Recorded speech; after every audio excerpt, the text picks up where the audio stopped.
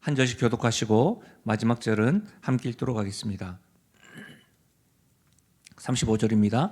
또 이튿날 요한이 자기 제자 중 두 사람과 함께 섰다가 예수께서 거니심을 보고 말하되 보라 하나님의 어린 양이로다. 두 제자가 그의 말을 듣고 예수를 따르거늘 예수께서 돌이켜 그 따르는 것을 보시고 물어 이르시되 무엇을 구하느냐. 이르되 랍비여 어디 계시오니이까 하니 랍비는 번역하면 선생이라. 예수께서 이르시되 와서 보라. 그러므로 그들이 가서 계신 데를 보고 그날 함께 거하니 때가 10시쯤 되었더라. 요한의 말을 듣고 예수를 따르는 두 사람 중에 하나는 시몬 베드로의 형제 안드레라. 그가 먼저 자기의 형제 시몬을 찾아 말하되 우리가 메시아를 만났다 하고 메시아는 번역하면 그리스도라. 데리고 예수께로 오니 예수께서 보시고 이르시되 내가 요한의 아들 시몬이니 장차 게바라 하리라 하시니라. 게바는 번역하면 베드로라. 아멘. 저는 본문의 말씀을 가지고 신앙생활을 하게 된 이유라는 제목으로 말씀을 나누겠습니다. 최근 들어 감사하게 우리 교회에 새로 오신 분들이 간혹 있습니다. 또 새로 오신 분들 만나게 되면 꼭 이렇게 물어보는 경우가 있습니다. 어떻게 해서 우리 교회에 오게 되셨습니까? 그리고 어떻게 해서 예수님을 믿게 되셨나요? 믿음 생활 언제부터 하셨어요? 그리고 신앙생활은 어떻게 하게 되셨습니까? 이런저런 질문들을 하게 되지요. 그러면 요즘에는요 이렇게 많이 답변하십니다. 유튜브를 통해서 말씀을 듣고 오셨다는 분들이 계시고요. 교회에 대해서 다른 사람의 소개로 우리 교회에 오신 분들도 있고요. 우리 교회가 대한예수교 장로회 고신교단교회인데 이곳에 이사 왔는데 고신교회가 있나 하고 찾으셔서 오셨다라는 분도 있습니다. 간혹 이런 분들도 있습니다. 예배를 다 드리고 우리 반갑게 맞이하고 인사를 하는데 지금 현재는 교회를 지금 탐방 중입니다. 탐방 중이기 때문에 이후에 저에 대해서 좀 더 소개하겠습니다 라고 말씀하시는 분들도 있습니다. 설교를 준비하면서 궁금했습니다. 지금 현장과 온라인에서 예배드리고 있는 여러분은 어떻게 해서 영신교회 오시게 되셨습니까? 믿음 생활 언제부터 하셨나요? 신앙생활 하게 된 이유가 무엇입니까? 한번 대답해 보십시오. 정말 가능하다면 좀 한 사람 빠짐없이 다 질문하고 답변을 들었으면 좋겠다라는 생각이 들었습니다.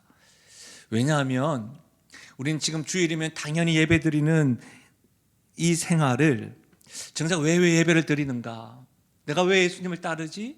내가 왜 신앙생활을 하는지 이 질문에 대한 분명한 답변만 있다고 한다면 여러 가지 환경과 여건으로 힘든 상황 속에서도 넘어질 수 있으나 우리는 분명하게 다시금은 당당히 설 수 있기 때문입니다. 그래서 여러분, 나는 왜 신앙생활을 하게 되었을까?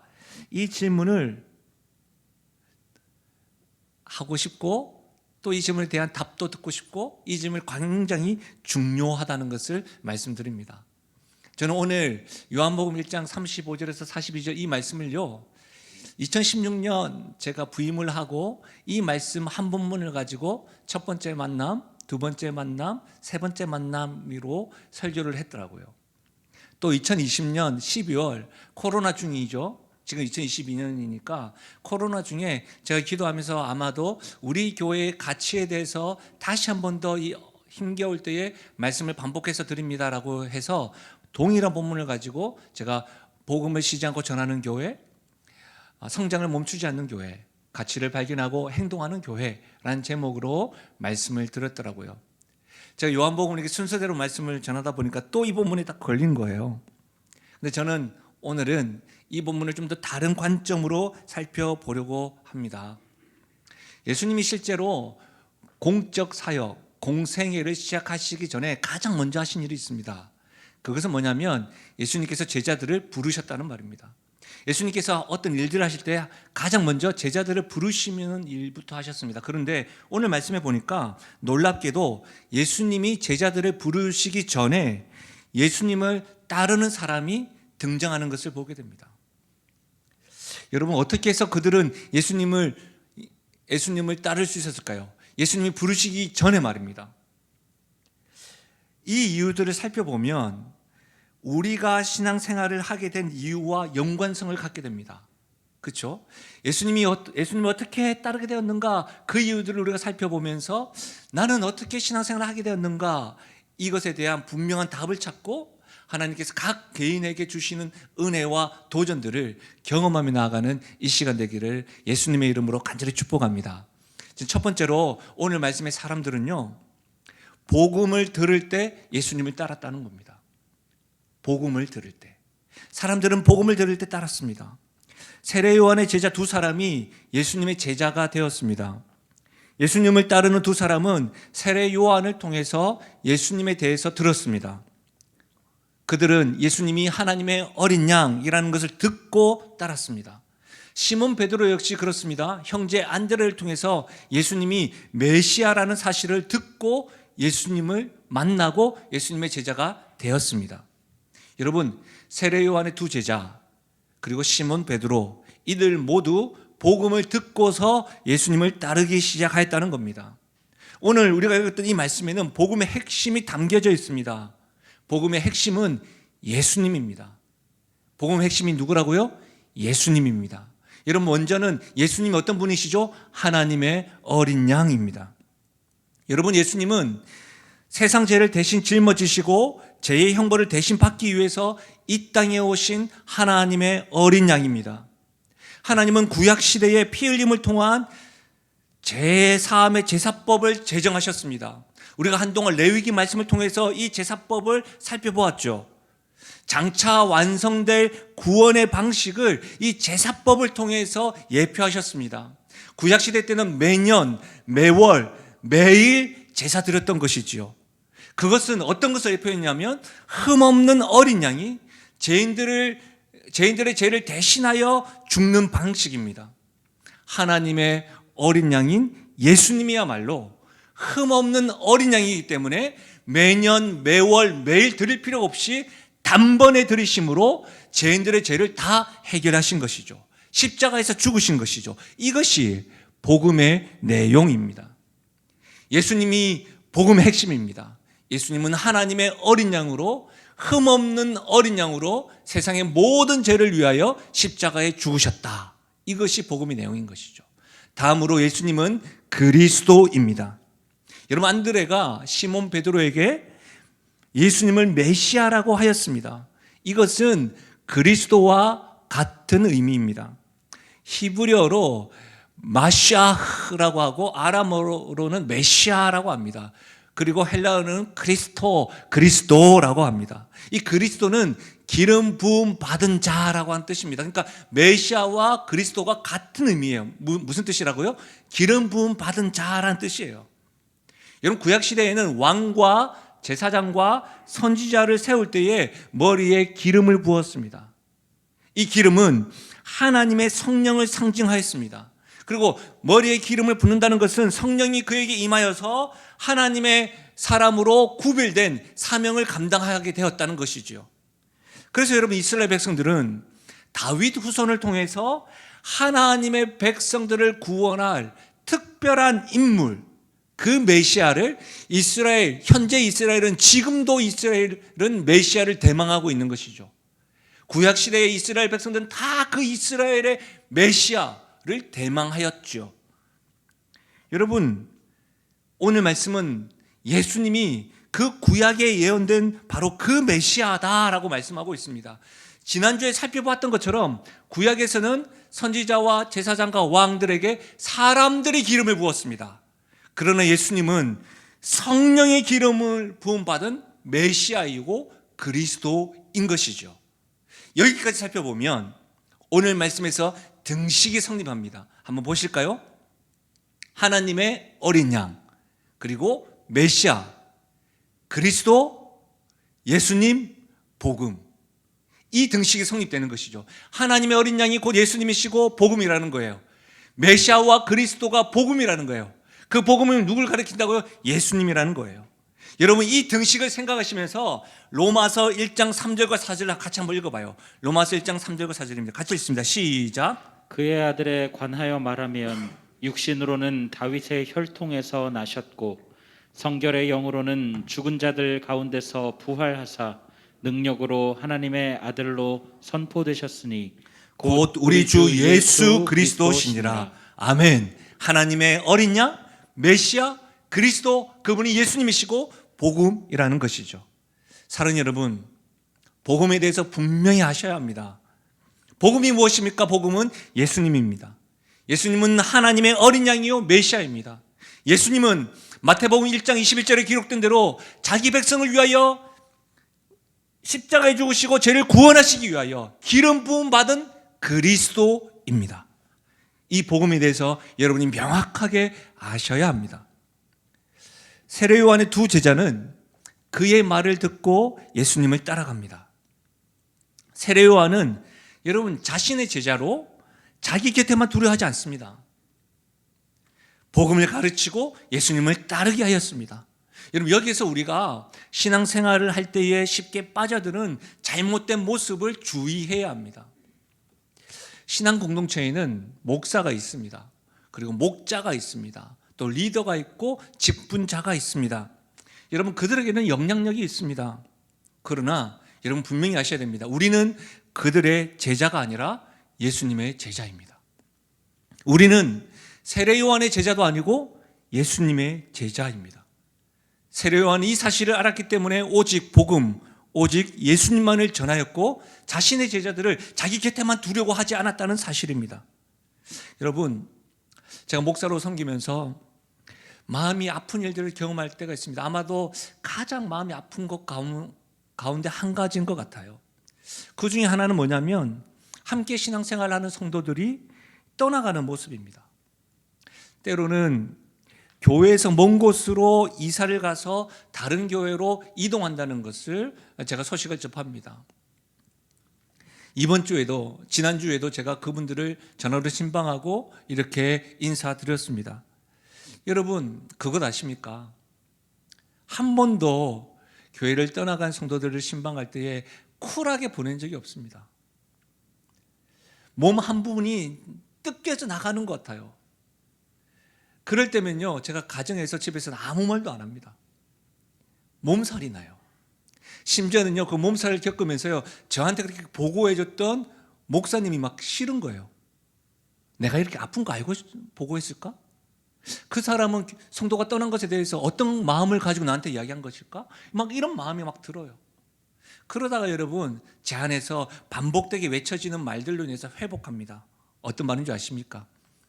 아, 영신교회를 떠난 것이 아니야. 나를 떠난 것이 아니야. 예수님께로 간 거야. 영신교회를 떠난 게 아니야. 나를 떠난 게 아니야. 예수님을 따라간 거야. 그렇게 마음을 다잡습니다. 그리고 그분들을 위해서 축복 기도합니다. 혹 현장과 온라인에서 예배드리는 분들 가운데서도 저의 부족함으로 인해서 아마 실망하신 분들, 힘겨워하신 분들 있을 겁니다. 바라건대 예수님만큼은 떠나지 않기를 바랍니다. 저와 함께 신앙생활을 못하더라도 영신 공동체는 아니더라도 반드시 예수님을 따라갈 수 있기를 바랍니다. 사실 제가 가장 바라는 건 뭐예요? 뭘까요? 함께 영신 공동체에서 예수님의 제자가 되는 겁니다. 여러분, 한국교회 여기저기에서 성도들이 떠나간다는 소식이 들려옵니다. 교회를 떠나간 것으로 끝나지 않고 예수님을 떠나고 믿음을 뒤로하고 세상을 향하여 달려간다는 소식들이 얼마나 빈번하게 들리는지 모릅니다. 한국교회뿐만 아닙니다. 지금 캠퍼스 같은 경우는요, 비대면으로 수업을 2년간, 3년간 했잖아요. 그래서 캠퍼스 분위기가 안 난다는 거예요. 친구가 없다는 거예요. 강의하시는 교수님들이 이 수업의 분위기를 도저히 잡을 수가 없다는 거예요. 여러분, 그러다 보니까 캠퍼스에서 선교단체들이 있는데 선교단체에서 섬기는 간사님들을 만나다 보면 죽겠다는 거예요. 복음을 전할 기회가 없다는 거예요. 너무너무 힘들다고 토로합니다. 여러분, 이뿐입니까? 이전보다도 더 많이 청소년들과 청년들이 교회를 다닌다는 것을 부끄러워하는 사람들이 상당합니다. 청소년과 청년들의 문제만이 아닙니다. 직장에서는 괜히 신앙이 있다고 말하면 굳이 내가 교회 다닌다, 신앙이 있다고 밝히 드러내지 아니하고 그냥 이렇게 다니시는 분들도 굉장히 많습니다. 여러분, 캠퍼스와 직장과 우리 다음 세대만의 문제일까요? 교회 안은 어떨까요? 교회 안에서도 복음을 제대로 들은 사람이 없고 복음에 대해서 제대로 알지 못하면서 봉사생활, 신앙생활 하시는 분들도 상당수가 있습니다. 사랑하는 여러분, 이와 같은 현상들을 접할 때마다 우리는 그냥 스쳐 지나가는 것이 아니라 우리는 스스로 물어보아야 합니다. 혹 우리의 모습은 아닌가? 혹 우리 교회의 모습은 아닌가 하고 말입니다. 여러분, 우리는 세례 요한의 제자입니까? 복음을 듣고 예수님을 따르는 제자입니까? 사랑하는 여러분, 참으로 예수님 우리에게 기쁜 소식이요 복음이라는 것에 감탄하고 감격할 수 있기를 바랍니다. 그래서 여러분, 우리가 신앙생활하는 이유가 무엇이냐라고 이야기한다면 복음 되시는 예수님 때문이라고 당당하게 고백할 수 있기를 바랍니다. 여러분, 오늘 우리가 읽었던 본문 말씀을 한번 보실까요? 37절입니다. 두 제자가 그의 말을 듣고 예수를 따르거늘. 40절과 41절은 같이 한번 읽어볼까요? 40절과 41절은 시작. 요한의 말을 듣고 예수를 따르는 두 사람 중에 하나는 시몬 베드로의 형제 안드레라. 그가 먼저 자기의 형제 시몬을 찾아 말하되 우리가 메시아를 만났다 하고, 메시아는 번역하면 그리스도라. 여러분, 말씀에 등장하는 세례 요한의 두 제자 중 한 사람의 이름은 분명하지 않습니다. 그런 한 사람의 이름은 오늘 말씀을 읽어보니까 안드레임이 분명합니다. 여러분, 그들은 세례 요한을 통해 복음을 듣고 예수님을 따랐다고 하였습니다. 근데 여러분, 따랐을 때에 어떻게 했죠? 따르긴 했지만 두 제자 중에 한 사람이 예수님이 랍비 정도로만 한 거예요. 선생님 어디 계십니까? 그러니까 그 랍비 대신 예수님이 뭐라고 했죠? 와보라. 예수님과 함께 시간을 보내고 난 이후에 어떻게 되었습니까? 40절입니다. 다시 한번 더 보십시오. 요한의 말을 듣고 예수님을 따르는 사람 중에 한 사람이 시몬 베드로의 형제 안드레인데, 그가 먼저 자기 형제 시몬을 찾아 말하되 우리가 메시아를 만났다. 우리가 메시아를 만났다. 무슨 말이에요, 여러분? 이 말씀 행간에서 안드레가 처음에 세례 요한의 복음을 듣고 예수님을 따랐는데 그 예수님이 랍비 정도로만 알게 됐다는 거예요. 그리고 랍비 정도로 알았다가 예수님과 함께 시간을 보내고 난 이후에 어떻게 됐다고요? 그가 먼저 자기 형제 시몬을 찾아 말하되 우리가 메시아를 만났다. 무슨 말이에요? 행간상에 예수님을 제대로 만나고 난 이후에 안드레가 흥분하고 있는 것, 안드레가 감탄하고 있는 것, 안드레가 복음에 있어서 감격하고 있는 것을 읽을 수 있어야 합니다. 그냥 이 말씀은 요한의 말을 듣고 예수님을 따르는 두 사람 하나 안드레가 있었다. 그가 먼저, 이렇게 읽으시면 안 된다는 거예요. 안드레가 예수님 만나고 난 다음에 그가 먼저 찾아 말하되 시몬 베드로 우리가 메시아를 만났다. 그렇게 말하고 있는 거예요. 구약시대에 살았던 이스라엘 백성들, 신약시대까지 오기까지 메시아를 대망하고 있는 그들이 내가 예수를 만났다. 그렇게 감격하고 있는 거예요. 여러분, 이런 감탄 가운데 디모데전서 1장 14절 한번 보십시오. 우리 주의 은혜가 그리스도 예수 안에 있는 믿음과 사랑과 함께 넘치도록 풍성하였도다. 우리 주의 은혜가 말입니다. mit보다 모든 사람이 받을 만한 이 말이요, 그리스도 예수께서 죄인을 구원하시려고 세상에 임하셨다 하였도다. 죄인 중에 내가 괴수니라. 이 말씀도 여러분, 주의 은혜가 얼마나 충만하냐면 믿음과 사랑과 함께 넘치도록 풍성하다고 지금 이야기하고 있는 거예요. 사도 바울이 이 말을 할 때에 굉장히 조곤조곤 이야기했을까요? mit보다 모든 사람이 받을 만한 이 말이요, 그리스도 예수 때문에 내가 구원받았구나. 내가 죄인 중에 괴수구나. 여러분, 복음의 은혜에 감격한다는 것은 내가 얼마나 죄인 중에 죄인이었는지를 깨닫는 것입니다. 나의 죄를 깨닫고 내가 얼마나 어두웠는지를 깨달을수록 참빛 되시는 예수님이 복음임을 경험하게 되는 것이죠. 여러분, 나 같은 죄인이 복음 되시는 예수님으로 인해 하나님의 자녀가 된 것에 대한 그 감격과 감탄이 여러분, 안드레를 통해서, 사도 바울을 통해서 지금 여러분 보이십니까? 그렇게 감격하고 감탄하는 사람들이 여러분 찬양하는 것이 뭐예요? 어메이징 그레이스 아니에요? 나 같은 죄인 살리신 주 은혜 놀라워. 여러분, 이 찬양은 여러분 소시적에 눈물 흘리면서 불러보았다라고 하는 그런 곡이 아니에요. 찬빛 되시는 그 주님께서 말씀으로 우리 가운데 거하셨을 때에 내가 죄인 중에 죄인인데 하나님의 자녀가 되었구나. 그럴 때 이렇게 고백하는 거예요. 나 같은 죄인 살리신 주 은혜 놀라워. 잃었던 생명 찾았고 광명을 얻었네. 큰 죄악에서 건지신 주 은혜 고마워. 나 처음 믿은 그 시간 귀하고 귀하다. 이제껏 내가 산 것도 주님의 은혜라. 또 나를 장차 본향에 인도해 주시니 거기서 우리 영혼이 주님의 은혜로 해처럼 밝게 살면서 주 찬양하리라. 우리 1절만 한번 찬양해 볼까요? 나 같은 죄인 살리신 주 은혜 놀라워.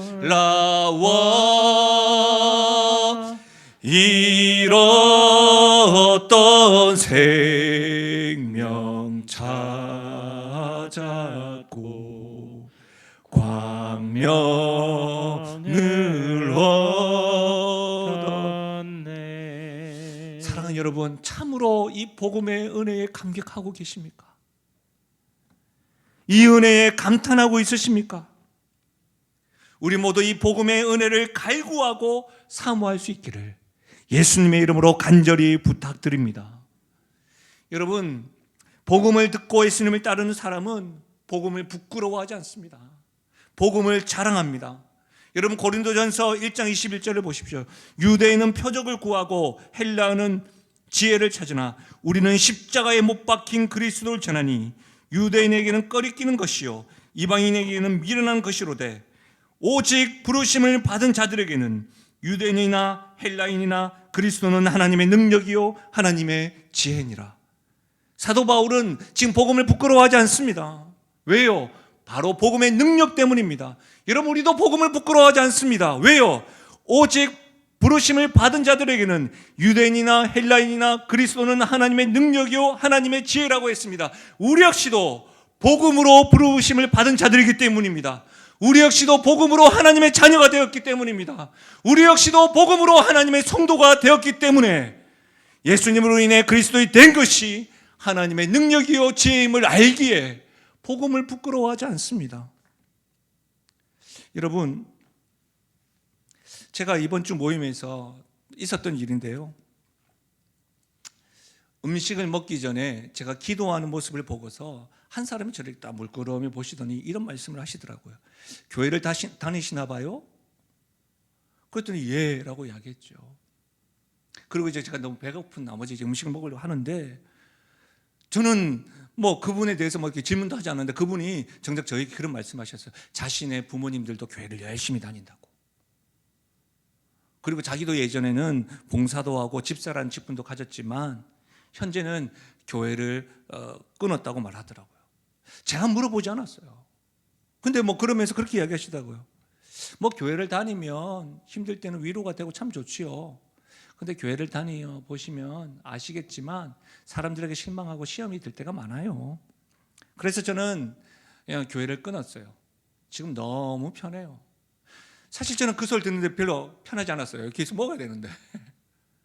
근데 제가 그 이야기를 딱 듣고서 가만히 있을 수가 없었습니다. 그 잠깐 젓가락을 두고 제가 잠깐 말씀을 드려도 되겠습니까?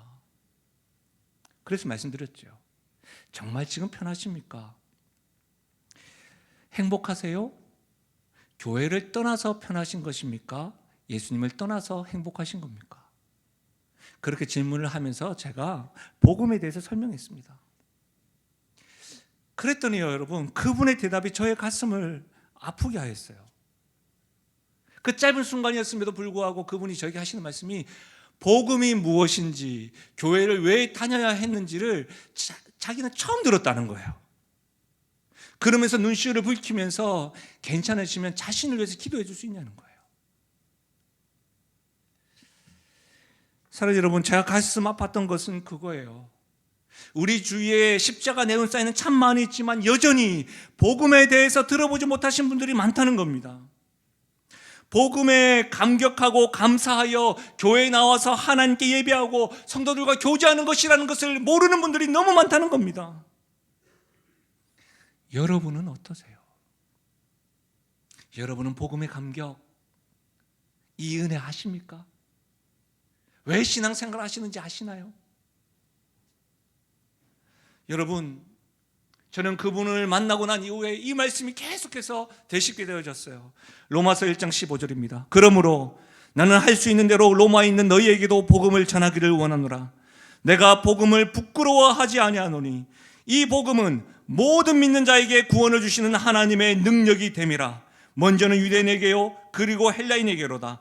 복음에는 하나님의 의가 나타나서 믿음으로 믿음에 이르게 하나니 기록된 바 오직 의인은 믿음으로 말미암아 살리라 함과 같으니라. 사도 바울이 지금 이렇게 이야기하는 거예요. 나는 할 수 있는 대로 로마에 있는 너희에게도 복음을 전하겠노라. 세상 끝이라고 이야기하는 그 로마에게 가서 내가 복음을 전하겠노라.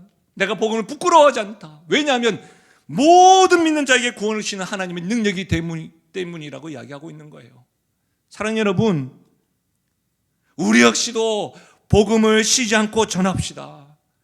할 수 있는 대로 복음을 전하는 그런 영신교회 되기를 바랍니다. 복음을 부끄러워하지 아니하고 복음의 능력을 감탄하여 나아가십시다. 특별히 여러분 35절 말씀을 보십시오. 우리가 지난주에 말씀도 살펴봤지만 세례 요한이 이튿날 또다시 예수님은 하나님의 어린 양이라고 반복해서 복음을 전하고 있습니다. 지난주에도 하나님은 어린 양이다라고 세례 요한은 이야기했는데 이튿날 또다시 이야기하고 있는 거예요. 이 말이 뭐예요? 복음은 반복해서 전해야 된다는 거예요. 또한 복음을 반복해서 우리가 들어야 된다는 말입니다. 사랑하는 여러분, 계속해서 복음을 들으셔야 됩니다. 복음을 자랑하고 복음 대신 예수님을 따라갈 수 있는 거예요. 그래야지 말이에요.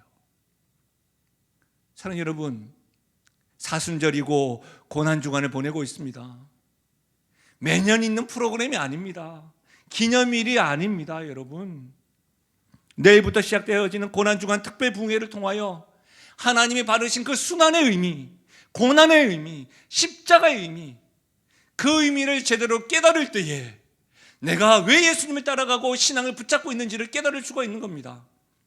이튿날 하나님의 어린 양입니다라고 이야기했던 것처럼 여러분 매일 반복해서 십자가의 복음을 들어보십시오. 그때서야 여러분 다시 살아나신 부활하신 그 주님이 얼마나 기쁜지 감탄인지 그 놀라운 일이 얼마나 영향력이 있는지를 깨닫게 되는 거예요.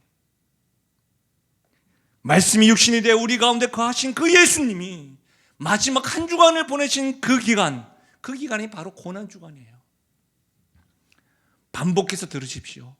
반복해서 십자가의 복음, 부활의 복음을 들으십시오. 그리고 감사하고 감탄하며 예수님을 따라가는 우리 모두가 될 수 있기를 예수님의 이름으로 축원드립니다.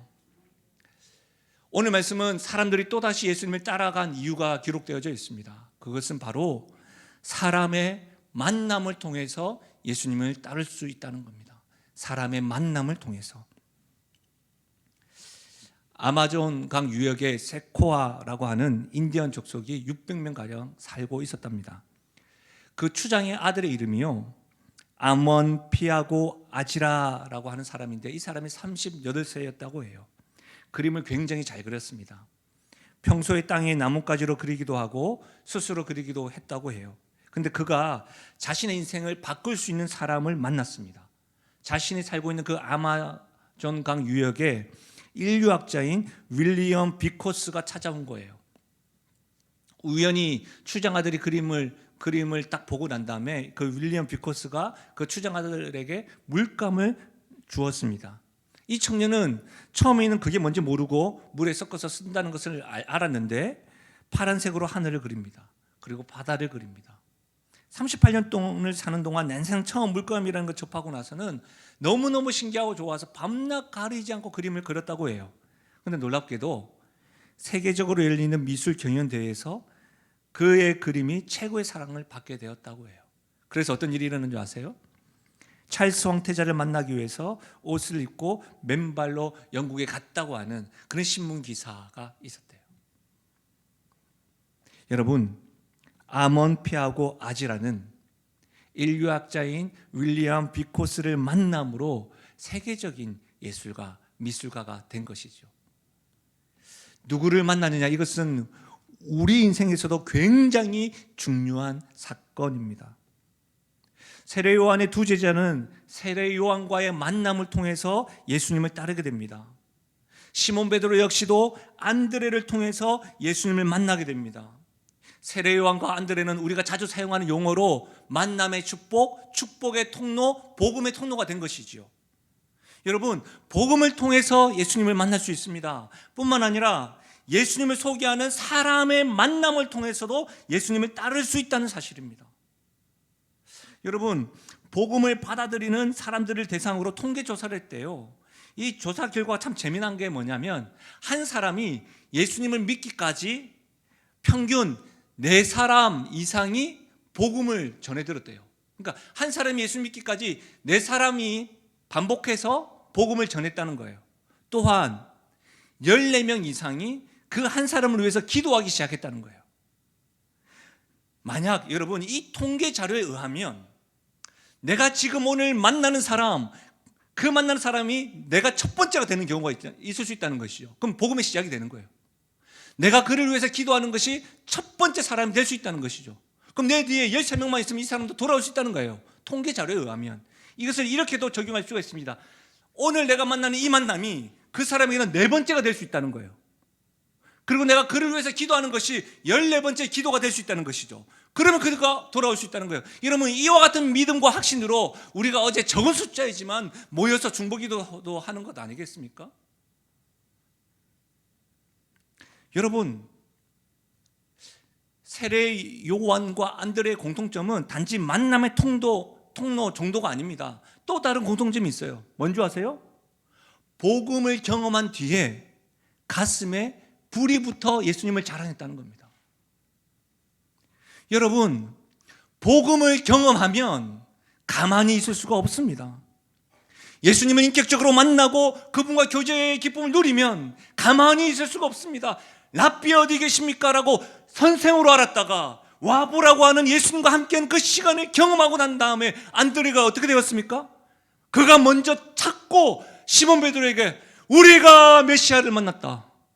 세례 요한은 어떻습니까? 하나님의 말씀이 이루어진 것을 경험하고 난 다음에 여러분, 하나님의 어린 양이라고 선포한 거예요. 사랑하는 여러분, 복음을 경험하면 가슴이 벅차 올라와서 가만히 있을 수가 없는 거예요. 너무 벅차고 기뻐서 기쁜 소식을 전하지 않고서는 가만히 있을 수 없다는 거예요. 여러분, 제가 이 말씀을 준비하면서 제가 우리 교회 성도님 한 분이 떠올랐습니다. 요한복음을 1장 1절부터 시작하는 그 주예요. 2부 예배를 마치고 1부 예배를 마치고 제가 인사를 하잖아요. 인사를 하고 이렇게 기다리는데 그분이 저에게 찾아와서 요한복음 말씀을 시작하게 되니 너무너무 감격스럽다는 거예요. 이유가 뭐냐면 본인이 코로나 기간 동안에 교회에 나오지 못할 때에 요한복음을 계속해서 반복해서 읽었는데 자기가 20장 21장을 읽으면서 예수님이 시몬 베드로에게 너가 나를 사랑하느냐, 너가 나를 사랑하느냐, 그 음성을 듣고 계속해서 가슴이 벅차올랐다는 거예요. 많은 사람이 저에게 인사하고 지나가는데 아랑곳 하지 아니하고 그 성도님이 눈물 흘리시면서 내 안에 이 복음이 가득한데 요한복음을 시작해 주셔서 너무너무 감사하다는 거예요. 사랑하는 여러분, 여러분은 이와 같은 벅참이 있으십니까? 만약 여러분이 복음을 경험하고서 가만히 있거나 자신만이 누리고 있다면 여러분 한번 점검해 보십시오. 그 복음은 가짜일 가망성이 있습니다. 왠지 아세요? 여러분 생활에서, 일상생활에서 한번 점검해 보십시오. 여러분 좋은 카페 경험하시고 좋은 음식점 경험하시고 좋은 가방, 새로운 옷 사고 하면 어떻게 해요? 입고 오잖아요. 자랑하잖아요. 한번 가보자고 하잖아요. 그렇지 않습니까? 해시태그 막 붙이고 가까운 사람들과 함께 가서 그 즐거움을 누리시잖아요. 하물며 생명을 살리는 복음이겠습니까? 꼭 이렇게 말씀드리면 제가 경험한 복음은 진짜 맞아요. 근데 제가 훈련을 덜 받아서 좀 더 체계적으로 훈련을 받으면 복음을 전할 수 있지 않을까요? 맞습니다. 당연히 전도 폭발 훈련, LTC 훈련, 사형리 훈련, 글 없는 책 훈련, 여러분 오이코스 훈련, 여러 가지 전도의 훈련들을 받으시면 너무너무 좋을 것 같습니다. 그러나 여러분 아세요? 복음이 뭐예요? 기쁜 소식입니다. 기쁜 소식을 가지고 그냥 만나시면 됩니다. 정말 좋다는 것은요, 만나는 사람의 표정만 봐도 알 수 있습니다. 제가 청년 사역을 집중적으로 할 때입니다. 보통 매년 여름과 겨울에 저는 국내 선교와 해외 선교를 다녔습니다. 청년들이 워낙 많다 보니까 국내 선교와 해외 선교 가는 사람들 선별해야 했습니다. 인터뷰를 하고 가게 되는 동기가 무엇이냐, 그리고 휴가를 낼 수 있느냐, 재정을 자비량으로 다 준비할 수 있느냐, 이런 여러 가지 기타 그 준비하는 기간 동안에 이 시간을 다 비워둘 수 있느냐, 이런 것들을 다 가길 원한다고 다 갈 수 있는 것이 아니었거든요. 근데 여러분 놀랍게도 재미난 게 뭔지 아세요? 그곳에 많이 지원하는 사람들, 청년들 대부분이 신앙생활을 한 지 얼마가 되지 않은 청년들이었어요. 새가족들이었다고요. 항상 물어봐요. 왜 그러느냐? 너무 기쁘다는 거예요. 신앙생활하는 것이 너무 좋고 예수님이 너무 좋다는 거예요. 그래서 휴가를 내고 자비량을 내고 준비를 해서 간다는 거예요. 그 표정과 헌신하는 모습을 보면 얼마나 많이 배우고 얼마나 은혜가 되는지 몰라요. 그래서 여러분 저도 10수년 동안 여름과 겨울이면 늘 국내 선교, 해외 선교를 떠났었어요. 복음을 전하기 위해서, 배우기 위해서, 복음의 은혜에 감탄하기 위해서. 여러분 진짜를 자랑하면요 설명 많이 필요하지 않아요. 그냥 와봐라, 한번 맛봐봐. 여기 어딘데? 여기 흐름에 뭐 먹어보면 안다, 먹어보면 안다. 뭐 우리 이렇게 이야기하잖아요. 그렇지 않습니까? 그러면 그냥 끝입니다. 근데 우리가 꼭 매뉴얼을 읽듯이 처음부터 첫째는, 둘째는, 셋째는 이렇게 떨면서 설명하는 것은 여러분 내가 뭔가 빠졌나? 이건 좀 뭔가 의심스러워요. 그럴 필요 없어요. 한번 먹어봐라, 맛봐라. 예수님이 하시던 방법 아니에요. 와 보라, 얼마나 진짜니까 그런 말 하시는 거예요. 사랑하는 여러분, 만약 여러분이 경험한 것이 진짜라면 그것으로 충분합니다. 진짜 복음을 경험했다면 두려워하지 마십시오. 담대하십시오. 바로 이 사람처럼 말입니다. 사도행전 3장을 같이 한번 읽어볼까요? 3장 같이 읽겠습니다. 시작. 베드로가 이르되 은과 금은 내게 없거니와 내게 있는 이것을 내게 주노니 나사렛 예수 그리스도의 이름으로 일어나 걸으라 하고 오른손을 잡아 일으키니 발과 발목이 곧 힘을 얻고 뛰어 서서 걸으며 그들과 함께 성전으로 들어가면서 걷기도 하고 뛰기도 하며 하나님을 찬송하니. 우리가 읽진 않았지만 사도행전 3장 1절에 보면 제9시 기도 시간에 베드로와 요한이 기도하러 올라갔다고 했습니다. 유대인들은 기도하는 습관이 있었습니다. 그래서 하루에 3번 기도하였지요. 제9시 기도하는 시간에 베드로와 요한은 늘 기도하였습니다. 그리고 늘 기도하는 그 시간에 솔로몬 행각에는 오늘 기록되어 있는 안전뱅이가 늘 앉아 있었습니다. 근데 이전과 다르게 제9시 기도하는 시간에 베드로와 요한에게 그 안전뱅이가 보였던 거예요. 그리고 선포했던 것이죠. 왜요? 그 이유는 사도행전 2장에 드러나는 성령 충만의 사건 때문입니다. 베드로와 요한이 성령 충만함으로 진짜 복음을 경험하고 난 이후에 늘 보았던 안전뱅이에게 말하는 겁니다. 은과 금 내게 없거니와 내게 있는 것으로 내게 주노니 곧 나사렛 예수의 이름으로 걸어라. 우리 이 찬양 많이 하잖아요. 은과 금 나 없어도 내게 없는 건 내게 주니 곧 나사렛 예수 이름으로 일어나 걸어라. 그는 걸었네 뛰었네. 뭐 이런 찬양 있잖아요. 여러분 우리는 찬양뿐만 아니라 내가 은과 금 없지만 나사렛 예수 이름 걸어라. 여기까지는 할 수 있어요. 예수 믿으세요. 할 수 있어요. 근데 여러분 다시 한번 말씀을 한번 보여주세요. 7절 한번 보십시오. 저는 감탄합니다. 오른손을 잡아 일으키니, 오른손을 잡아 일으키니 은과 금 내게 없지만 나사렛 예수 이름을 걸으라 말만 하는 것이 아니라 어떻게 해요? 잡아 일으킵니다. 진짜를 경험하니 담대함이 일어나는 거예요. 사랑하는 여러분, 만남의 통로가 되어서 주변 사람들이 예수님을 만남으로 베드로를 만남으로 뛰어서서 걸으며 그들과 함께 성전으로 들어가 걷기도 하고 뛰기도 하고 하나님을 찬양했던 것처럼 우리를 통하여 그들도 복음을 경험하고 뛰며 서서 함께 이곳에서 하나님을 찬양하며 나아가는 영광과 환상과 꿈을 볼 수 있기를 바랍니다. 이 은혜가 있기를 바라요. 사랑하는 여러분, 복음의 기쁜 소식을 들고 여러분이 전도지가 되어서 만나야 될 대상이 누구이십니까? 부모님들에게 권합니다. 먼저 자녀들에게 찾아가십시오. 다 컸다고 말씀하지 마시고 생명이 복음에 있다고 한다면 여러분 어떤 것을 가져갈지 고민하지 마시고 여러분의 진짜 만남 그 복음 나와 같이 되었으면 좋겠다. 오늘 내일 이번 주 복음 되시는 예수님이 이 땅에 오셔서 고난 받으시며 십자가의 길을 걸으시고 부활하신 것처럼 우리들도 예수님을 따라 그들에게 찾아가십시오. 여러분이 일주일에서 2번 이상 만나시는 분들이 있다고 한다면 그들에게 찾아가십시오. 여러분 가족들에게 다시 한 번 더 반복적으로 자녀들에게도 이 복음을 전하십시오. 고난주간과 부활주의를 통해서 말입니다. 그래서 우리 모두가 다 온 세대의 통합 예배를 통해서 또다시 반복적으로 부활하신 주님을 함께 뛰며 서서 찬양하며 나가는 일이 있기를 바랍니다. 말씀을 마무리하겠습니다. 한국 교회사를 살펴보면 선교 사역 가운데 세계가 놀라울 만한 사건이 우리나라에 있었습니다. 그 중에 대표적인 게 뭐냐면 선교사들이 본격적으로 복음을 전하기 전에 우리 조선인들이 선교사들에게 나와가지고 세례를 베풀어 주세요. 그리고 이 성경을 가르쳐 주세요 하는 일들이 있었습니다. 놀랍지 않습니까? 어떻게 해서 그들은 복음을 전하기도 전에 예수님을 알게 되고 예수님에 대해서 궁금증을 가지고 나왔을까요? 자료를 보면 이름 없는 권서인, 하나님께서 그들을 통해서 일하셨다는 것을 알 수가 있습니다. 당시 권서인은 이 성경, 단권 성경과 쪽복음을 판매하는 사람이었습니다. 그래서 권서인을 매서인이라고도 표현을 합니다.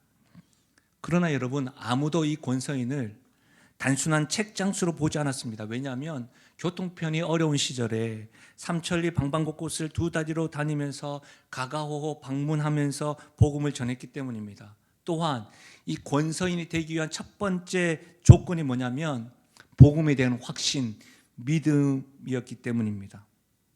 당시 1900초였기 때문에 모두가 어려운 처지였습니다. 끼니를 걱정하는 시대를 살았죠. 그렇기 때문에 쪽복음과 성경을 사려는 사람들은 드물었습니다. 그래서 권서인들은 어떻게 해요? 무거운 성경을 들고 다 그것을 거저주다시피 말씀을 전했습니다. 최초의 권서인이라고 알려지는 서상륜 씨가 있습니다. 그리고 교회가 세워졌죠. 그 외에 이름 없는 분 가운데 권서인 중에 소요한 장로님이 계십니다. 이분은 1918년부터 1938년 은퇴기까지 20년 동안 계속되었는데 처음 맡은 전도구역이 경기도 남쪽 지역이었대요. 우리가 잘 아는 지역이에요. 한번 들어보십시오. 이분이 맡은 지역이에요. 서울, 판교, 용인, 죽산, 진천, 증평, 청주, 보은, 영동을 도맡아 다니셨대요. 교통이 불편한 그때에 이와 같이 넓은 지역을 걸어 다니신 거예요. 셋째 며느리인 영락교회 은퇴 권사님이신데 장애 권사님은 소요한 장로가 강원도 산골까지 다녀왔다고까지 증언까지 하셨어요. 그러면서 여러분 기록에 남아있는 글이 있습니다. 한번 읽어드릴게요. 들어보십시오. 해가 저물어도 묵을 곳을 찾지 못해 노숙을 해야 할 때도 있었다. 하루 종일 걸어 다녀야 하는 전도 사역에 몸은 지치지만 끼니를 제대로 잊지 못할 때가 많았다. 시장길을 견디다 못해 남의 옥수수 밭에 들어가 옥수수 떼를 붙들고 그 집안을 위해 간절히 기도했다. 그렇게 날 옥수수로 줄인 배를 달랬다. 어떤 때는 날콩 한 줌으로 시장길을 면했다. 고무신을 아끼기 위해 맨발로 다니다가 전도하려는 동네 어귀에 다다라서야 신발을 꺼내 신었다. 얼마나 걸어 다녔던지 발바닥에는 거북이 등딱지 같은 굳은 살이 박혔다. 가을에는 밤송이를 깔 때는 맨발로 밟고 서서 뒷발꿈치로 깔 정도였다. 발뿐 아니라 등에도 굳은 살이 박혔다. 권서일은 많이 걷기도 했지만 무거운 짐을 져야 했기 때문이다. 성경책과 쪽복음을 담은 괴짝을 그대로 등에 지고 다닌 탓에 등에는 기역자 모양의 굳은 살이 박혔고 어깨에는 괴짝의 줄이 그어져 있었다. 제가 한국사를 공부하고 또 다시금 책을 살펴보면서 내가 예수님을 어떻게 알게 되었을까? 내가 어떻게 해서 신앙생활을 하게 되었지? 가까이 있는 저희 부모님 때문입니다. 그리고 저희 부모님을 올라가면 믿음의 사람들, 복음에 감격했던 사람들, 또 올라가면 누가복음 말씀에 있는 것처럼 하나님께서 보내셔서 내가 신앙생활 하게 되었다는 것을 알게 됩니다. 우리에게까지 복음이 들어왔던 이 길은 쉽지 않았음을 알 수 있습니다. 근데 우리는 너무나도 이 복음을 가벼이 여기는 것 같습니다. 사랑하는 여러분, 우리의 인생 가운데 잊을 수 없는 만남이 있었습니다. 그 만남에는 복음이 중심이었기에 우리는 지금 믿음의 길을 걷게 된 것이죠. 복음을 통해서 예수님을 따를 수 있습니다. 복음을 경험한 사람의 만남을 통해서 예수님을 만날 수 있습니다. 우리에게는 세례 요한과 안드레와 같은 복음의 빚진 자를 통해서 예수님을 만났고 예수님을 따를 수가 있는 것이지요. 그래서 우리는 신앙생활을 종교생활로 여겨서는 안 됩니다. 생명을 빚진 자로, 사랑의 빚진 자로, 복음의 빚진 자로, 감사와 감격의 찬양으로, 바른 신앙인으로 우리 역시도 만남과 복음을 통해 전하는 자로, 신앙인으로, 그리스도인으로 살아야 하는 것이죠. 신앙생활 어떻게 하게 되셨어요?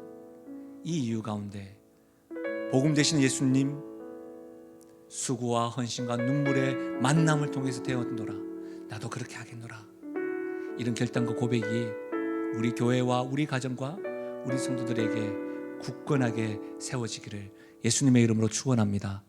우리 이 시간에 말씀을 생각하면서 이 찬양으로 우리 하나님께 올려드려요. 우리 보좌 앞에 모였네. 우리 보좌 앞에 모였네.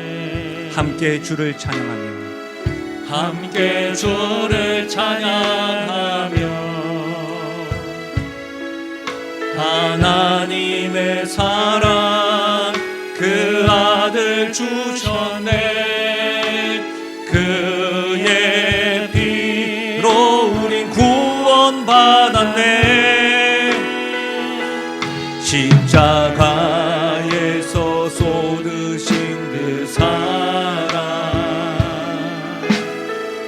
강같이 온 땅에 흘러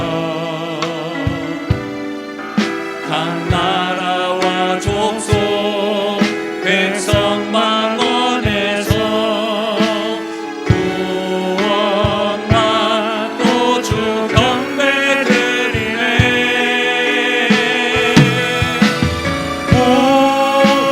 구원하심이 보좌에 앉으신 우리 하나님과 어린 양께 있도다. 구원하심이 보좌에 앉으신 우리 하나님과 어린 양께 있도다.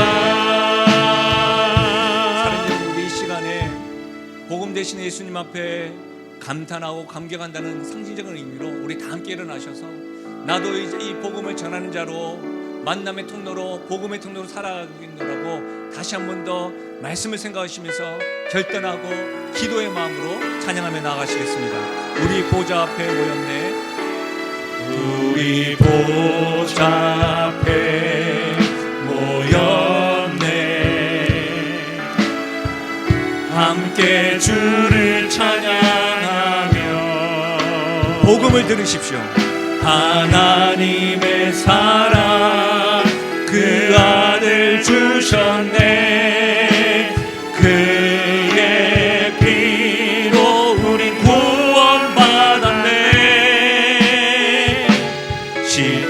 바다가에서 쏟으신 그 사랑 우리에게까지 흘러넘쳤습니다. 강같이 온 땅에 흘러 각 나라와 족속 백성 방언에서 사랑하는 여러분, 우리 복음 되신 예수님을 선포하며 나아가실까요? 구원하심이 보좌에 앉으신 우리 하나님과 어린 양께 있도다. 구원하심이 보좌에 앉으신 우리 하나님과 어린 양께 있도다.